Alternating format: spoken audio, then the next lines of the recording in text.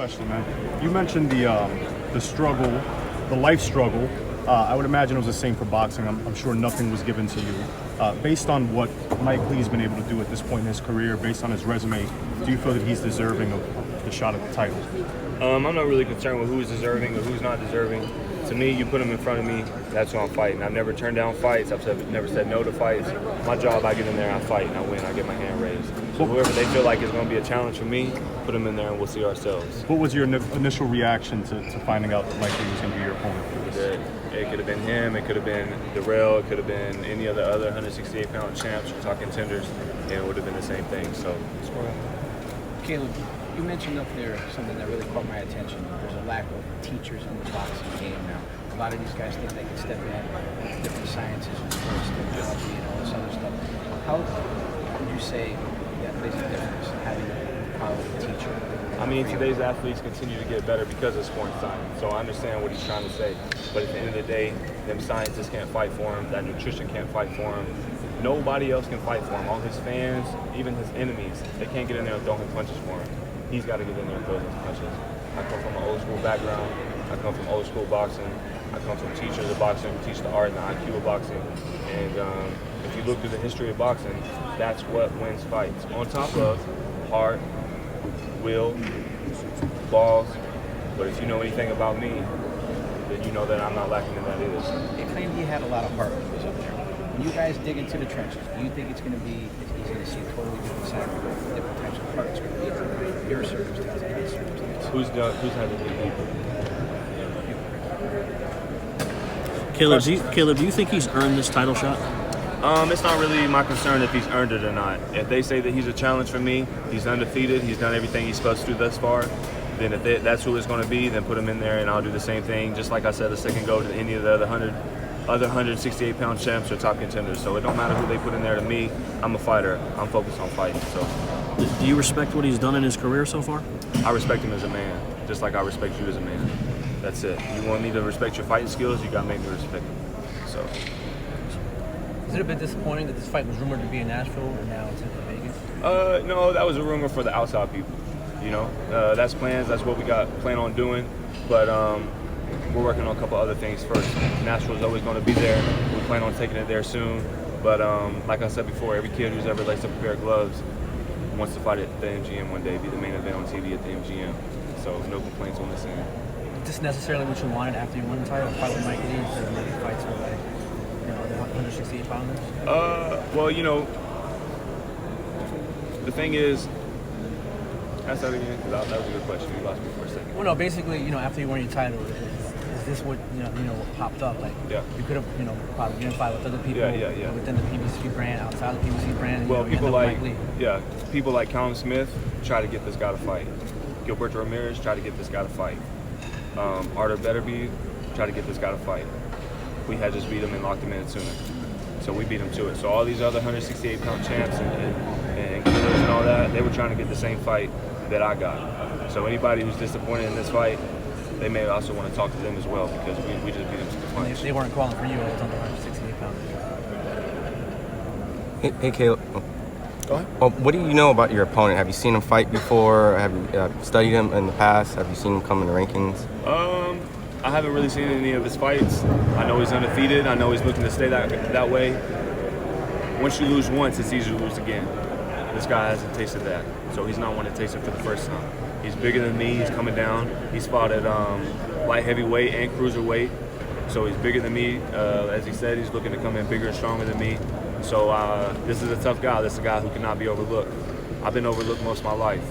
You don't overlook the overlooked because those are the guys who'll get you. So I'm focused, I'm zoned in, and I'm ready to keep this thing. Do you plan on staying active this year? Like fight again, December, November? Absolutely. I fought one time. In January? Yeah. Not July? Before that, I had fought about a year before that against Porky Medina, but I broke my hand. That's why we had to push the fight back against Jose. So yeah, as long as there's no freak accidents or injuries, I'm definitely looking to stay busy. So, Caleb, you talk about momentum. I don't know how important that momentum is. You had a nice run right now. Explain to me, what was it like waking up your first day as world champion? just like I thought it was. I've been looking at myself, treating myself, talking to myself as a world champion since I was 9 years old. So when I got the belt, it was just like, man, this is everything you said it would be. So not really, I don't feel any different. I don't feel like I'm a different person. I don't feel like I act different. Just I talk to us, kill it. If you read, if you go back and look at my past interviews, I've kept the same energy the whole time. I believed in myself. I've been confident. And He's that's what I'm going to continue to do. When this is all said and done for you, how do you want to be remembered in the game? It's the greatest. What's up? Caleb, not looking past this fight, but is there a guy at 168 that you're really looking at? Yes, Mike Lee. That's it. Nobody else. That's it. Don't count your chickens before they hatch. Otherwise, they may not hatch at all. So I'm focused on Mike Lee.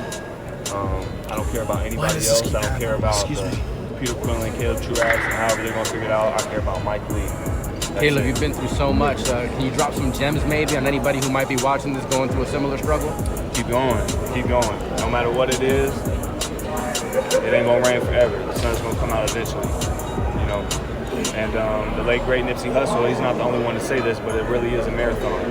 You know, this is not a sprint, it's not a race, it's a marathon. This shit takes years to build. It don't happen overnight. I've been doing this for 18 years, and now all y'all standing here like I'm an overnight success. That's not how it works. It takes a long time. And when I say rain, sleet, or snow, I really mean that. I've been through hell and back to get here, and I'll go through it again. So, just keep going, man. Hey Caleb, are you going to change or add anything to your training camp, or everything's going to still stay the same heading into this fight? You know, with my strength and conditioning coach, you continue to build on your strength. You know, one camp you'll have a certain amount of strength, and then you stay in the off season. You keep working, and when you come into your next camp, you're able to build off that and be even stronger. And it's the same way with your conditioning, and it's the same thing with your boxing technique and your boxing skill. You just always continue to sharpen your tools. So we're just going to continue to build off what we've done thus far, continue to sharpen our tools, and you'll see even better Caleb playing this fight than you see in the last fight. You think you have the opponents in your division that can build your legacy up like that? You think fights like that can happen? I do. I think the 168-pound division is the hottest that it's ever been right now. There's a lot of great names in it, a lot of top competitors, but I feel like I'm the cream of the crop, and I feel like we can make some big fights happen. I know you guys know for a fact that I'm willing to make those fights happen. If I'm coming off a year layoff, off a broke hand surgery, no tune-up fight, this thing's still crooked as hell.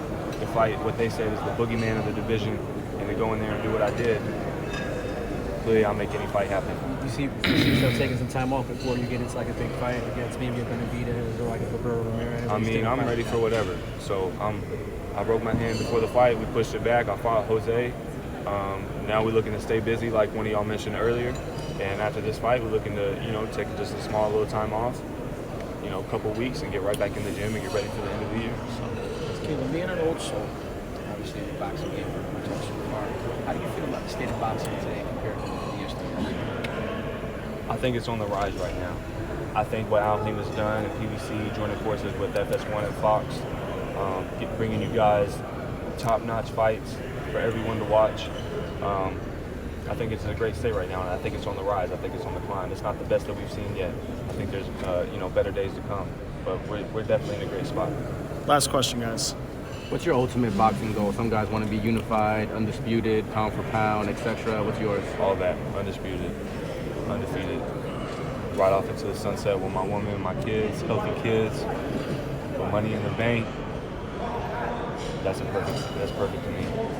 Okay, guys, let's enjoy the video. Feel free to hit the like, subscribe, and share. As always, if you want to support us to the next level, head over to the patreon.com/ThaBoxingVoice. We have tons of exclusive from Border Wars, from title, betting shows. The list goes on and on and on. But in addition to that, if you guys have questions for fighters, trainers, and promoters, this is where you can submit them. We will run out, get these questions answered, and put it back on the show just for you guys. Appreciate it. Peace.